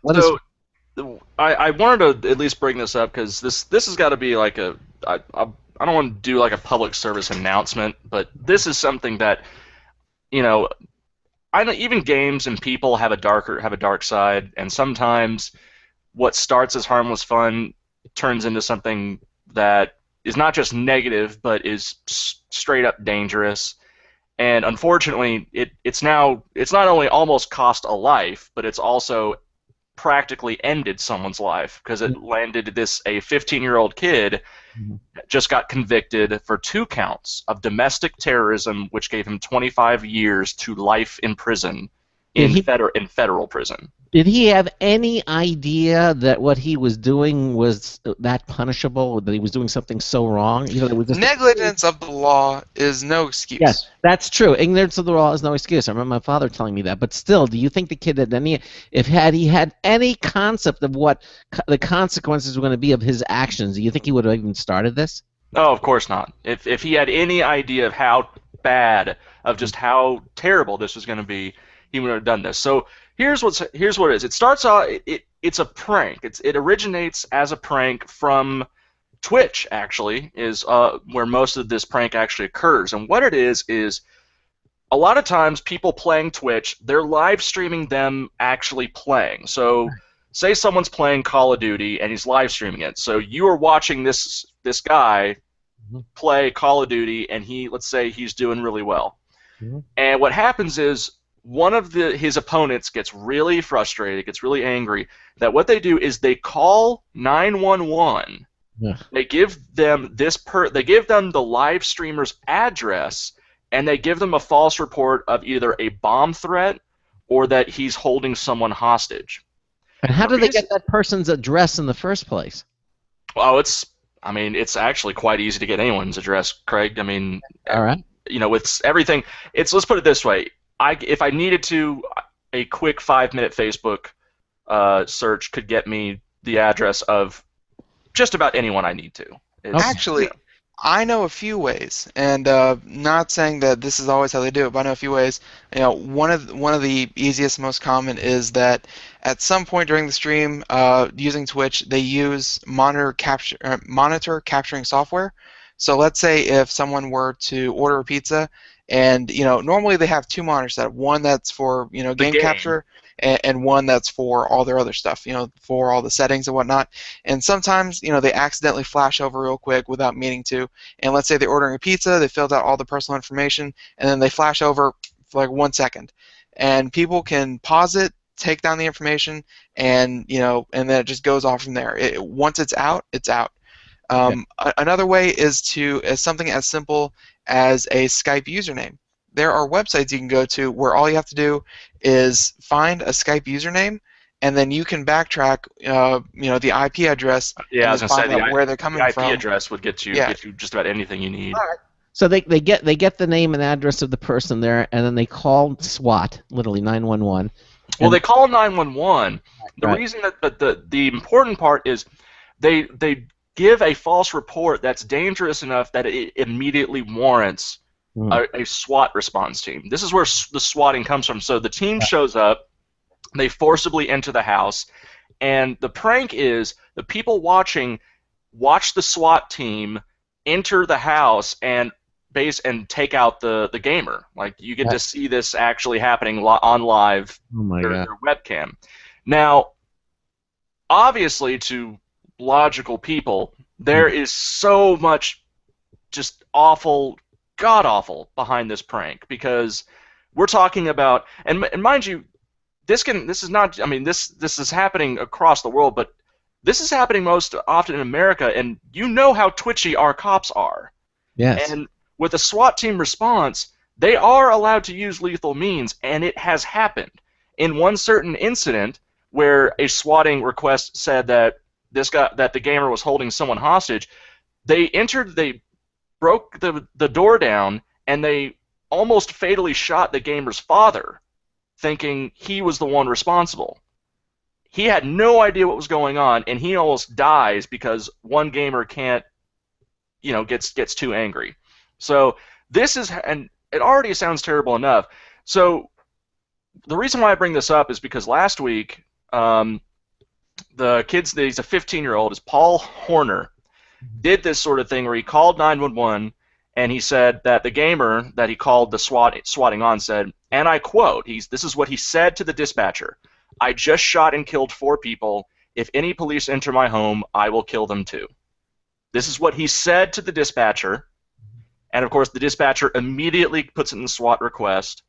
They went in, and they forcibly arrested the gamer as well as his parents. No shots were fired, thank God. No, what I don't understand, but he called in and said that I thought 9/11 has a way of tracing your phone number and call, and it would have been at the kid's address, not where the gamer was. Well, the comment and the rest of the statement, he gives the address of where he is, which was not where he was. He gave the address of where the gamer was. Now, in the ensuing situation, of course, they easily find out the information of where the call originated from and his address. So that's how they led it back to him, to Paul Horner, who was then arrested. Now, under the 2001 Patriot Act, this is considered domestic terrorism because you are falsely using police resources to a lethal extent. This is why he's not, as a 15-year-old, he's tried and convicted as an adult. Wow. Which is why he was given 25 years to life in federal prison. This kid's 15 years old. So he, at the bare minimum, the next third to, well, I would say, the next third of his life is now in prison, and there's no way around that. Because of a phone call. Because of a phone call. And now the judge, of course, and both of you guys, you said this earlier, but this is ignorance of consequence because of lack of thought absolves no one. Yeah. Thinking that your actions were only a prank did not make them only a prank. I mean, I completely agree on the whole extent. You do, of course, feel bad for this kid because, of course, he was thinking in such innocent terms. He did not think of. He had no idea of how dangerous of a prank this is. And he's just a kid playing Battlefield 4. He's 15 years old. He's just, getting really ticked off because he can't win. I mean, as far as he's concerned, he just went 25. He just went 25 and 20 in a game. He just killed 25 people and then he died 20 times. To say to a dispatcher, I just killed 4 people, and if anyone comes into my house, I'll kill again. That's just saying it is no different than performing in a video game. Not saying video games cause violence. It's just to this kid, I bet there was a certain level of detachment from what he was actually saying. Was he talking about the game, or was he talking about? No. He specifically made the threat to sound like that the gentleman or the streamer at the address was a dangerous person. Okay. So, and the judge, of course, and I think was based on the defense and based on the prosecution, this is becoming a major problem. This kid is the first person in this pranking history to be convicted. So he, and the thing is, and it's sad to say this, but someone had to become an example. And they chose, and I think that's one of the main reasons this kid just got his life, so terribly just torn asunder, because this is an equally serious and dangerous thing to do. This is so completely inane and stupid for any kid, anyone to do. Have you seen the actual stream of these people when they get swatted? Yes, I've seen 2 or 3 streams, and it gives you chills just to watch it, because it's one of those, they have their fingers on the trigger, ready to actually shoot if they need to. On their finger on the trigger, they're in full, body armor. They have the mask. They have the helmets on, and finger on the trigger of assault rifles. And they have webcams set up so that you can actually see the streamers as they're playing the games, and you see the SWAT guys bust out, knock the door down, and actually point a gun in their face. It's more than a joke. Yeah, so I get, this is gaming news because this is a gaming prank that has gotten way out of hand and should have never even entered anyone's mind ever. The idea of doing this. So, but I want to make aware to people out there now, if they haven't heard of swatting, the only real way that we can help this situation, and we can't help the teenager obviously, but you can help anyone out there, because Twitch isn't going anywhere. Live streaming is going to get more and more popular. But to everyone out there, if you know what swatting is, you need to be more aware. If you ever hear anyone discuss this or think this, entertain this as an option, as an idea, even if it's on a joking level, please do your part and just tell them not to. I'm not asking to intercede or to be angry or to get upset. I'm saying just make people, spread the awareness that this is one of the dumbest and most dangerous things a gamer can do in the vein of, I'm just angry, this is a funny way to get back at someone. Please, just say something, and you might, for all you know, you may, just one sentence or telling a teenager or anyone that to not do this, or show them the story. And when they read this, if that helps them think about it for even a second, that may be the difference between that child's life ending or an innocent gamer's life ending, literally ending. So I don't want to downplay the seriousness of it. It's just, it resonated with me because while people want to say, I'm sorry, it's just a joke, it's like, no, this is not a joke. Not when you're putting someone's life in danger because you're not that good at Battlefield 4. And Craig, yeah, just like you say, ignorance does not absolve you of the law. Ignorance for the law is no excuse. Yeah, I remember my father teaching me that when I was a kid. Just said, "Well, I didn't mean it," or whatever. I said, "No," and I hadn't done anything, and my dad just advised me, and told me, he says, "Listen, you have to be responsible for your actions. Just because if you're mad or something, if you do something, and then it's against the law, you don't get off. Yeah, and it's weird it's weird to me to think about when you think about where gaming was, Ben, when you and I were kids, it was kind of like the worst it got was maybe you get into a little shoving fight with the kid next to you because he beats you in Mario Kart so many times. The guy launched a blue shell, and we're like 3 seconds from the finish line. That's not right. I mean, but we never called SWAT on each other. Yeah, and it's one of those, like, it's so this prank is so simple to perform with such disastrous consequences. And like I said, the Horner's parents probably had no idea that this happened. I'm sure that when he did this, when the police came knocking at his door and arresting their son, they probably had no clue what had happened and just how close their child came to indirectly killing someone. So whether your parents out there, I'm not saying parents need to be more vigilant because parents do the best job they can. I completely understand that. It's just spread awareness of swatting so that we can stop swatting. Well, it's something that is actually a byproduct of technology. This is something. Yeah, it is. Yeah, you couldn't.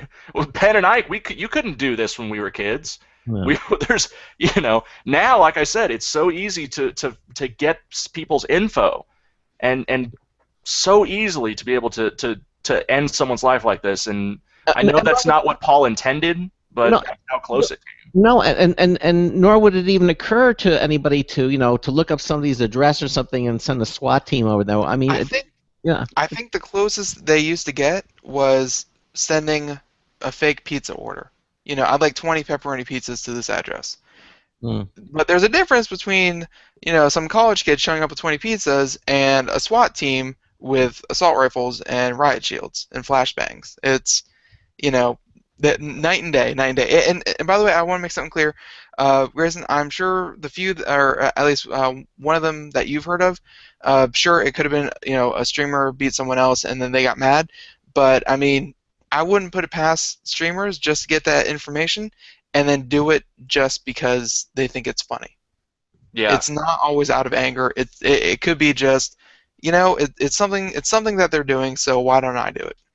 Yeah, and that's such a danger. It's such a scary thing to think, that horrific. That this kid, people are getting on Twitch who are just doing nothing innocent but saying, I just got home from work, I'm gonna throw on Destiny, watch me play it, and then out of nowhere, an hour later, just your life changes forever by these people. That's just, it's scary. Does Twitch have any kind of admonitions up or anything? Are they posted about anything about this? Or really? I don't think to my knowledge, Twitch they don't have any advertisements about stopping swatting, or I don't believe they've made a public response to it. I'm sure that if you asked them, or if you wanted someone on record, of course they'd say this is a completely deplorable, and we will always help find people who are responsible for this and bring them to justice. Because obviously Twitch would want to be like, no, we don't want these people coming to our sites and causing this to our loyal fans. We're going to help find them and bring them to justice. Mm-hmm. Rightfully so. And like I said, it's not that I don't feel for this kid, for Paul. He's a 15-year-old kid and he's being tried as an adult. And I know I know the big part of it is because he needs to be made an example of, so that this stops now, so that from now on we have something to look at and say, what you're thinking about doing, look what it did to this kid.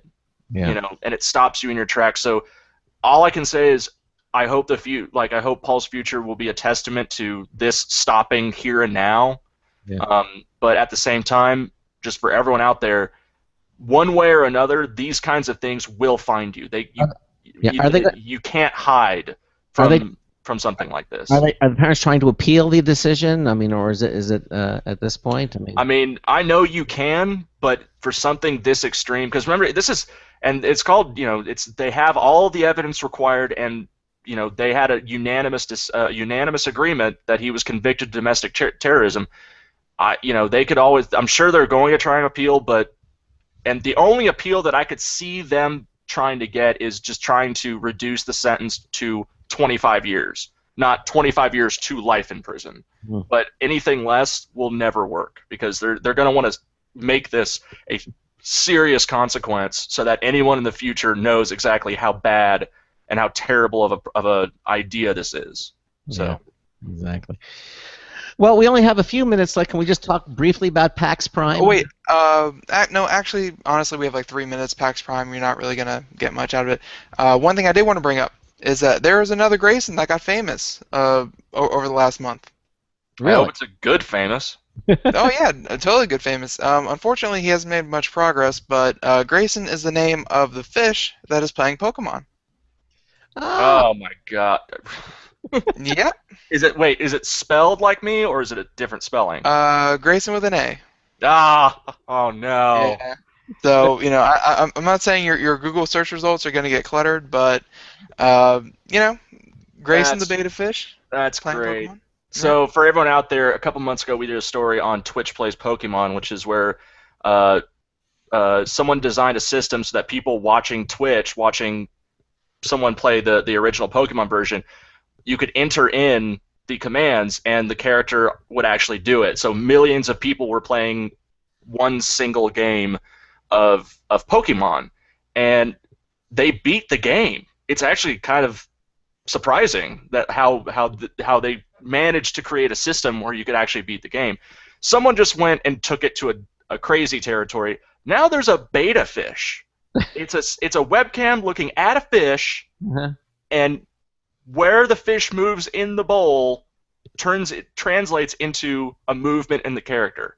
And people are watching this. This is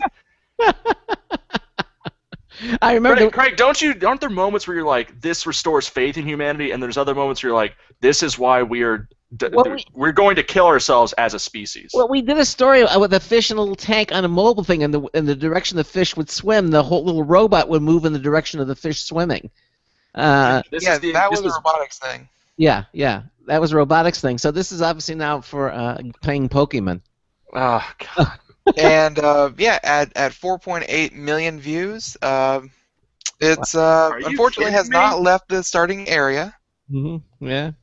So. Golly. See, I'm a gamer, and I will defend gaming to the rest of till the day I die.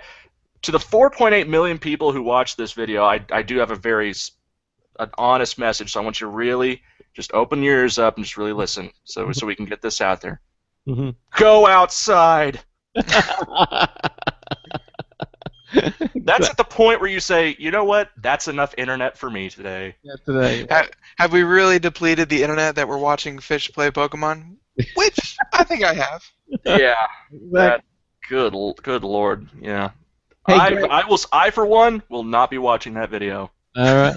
Hey, Gray, what's your next thing with the Pop Zara? You have an article coming out. What's your next thing with it? For Pop Zara, for everyone out there, we received some copies of Destiny, so we'll be putting that through its paces. Hopefully, getting a review out by the end of the week. Also, Pop Zara has started their own podcast, and the first episode will be launching this Thursday. Me and two of the editors have a good segment on Destiny, and I also interviewed Paul Nash, who is a 3-decade singer-songwriter, and he's famous for writing the song The Touch, which is the famous song from the Transformers movie in 1986. Wow. Great guy, very nice. He talks a lot about his career and everything. But that should be coming out Thursday or Friday. Pop on over to Pop Zara, and you'll be able to download it for free, and hope you guys enjoy it. Okay, well, about wraps up the Computer America show. Gray, stay with us for our Hangouts online video goodbye. And but again, thanks so much for being with us here tonight. And I guess we'll see you next month when we'll do more on our next Gamer Tuesday. It is always a pleasure being. I'm always. You guys bring me back on. I appreciate it. So yeah, it's been fun, and you'll be seeing me again next month, same time, same place. 60 The 14th of October, absolutely. Now tomorrow night we're going to have Sandy Berger, our digital consumer electronics expert, and we're going to be talking about some of the things. We'll touch a little bit more on the Apple events that happened today, although we're really saving that for Thursday.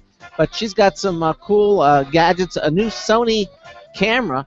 I can't remember a camera ever since the smartphones. Who still buys cameras? But I don't know if she has one that she's going to talk about. And she's going to be with us for both hours on tomorrow night's show. So again, hopefully you enjoyed our Gamer Tuesday. Thanks for being here. And Ben and I will see you tomorrow night with Sandy Berger. So until tomorrow night, this is Craig Crossman hoping that your hard disk never becomes floppy. We'll see you tomorrow night. 10 seconds. Congratulations, Mel Brooks.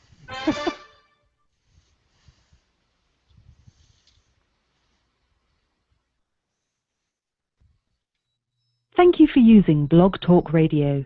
Goodbye. Okay, and so... Did you see that? No, what was that? Mel Brooks got his, not his star on the Walk of Fame, but he was able to put his hand and feet print in front of the Chinese theater. Oh, cool. In LA. He did that today. Oh, congratulations to him. Well, again, thanks for watching us on our Hangouts, our live video, and I'm going to say goodbye to everybody in the chat room. Bye, everyone, and see you tomorrow. And we're out of here, and thanks again, Grayson, for being here with us tonight. Gray? Sorry, I was muted. Always a pleasure. I always appreciate it. So, yeah, it's been fun, guys. We'll see you next month. Take care. Bye-bye. Take it easy. Bye, everybody.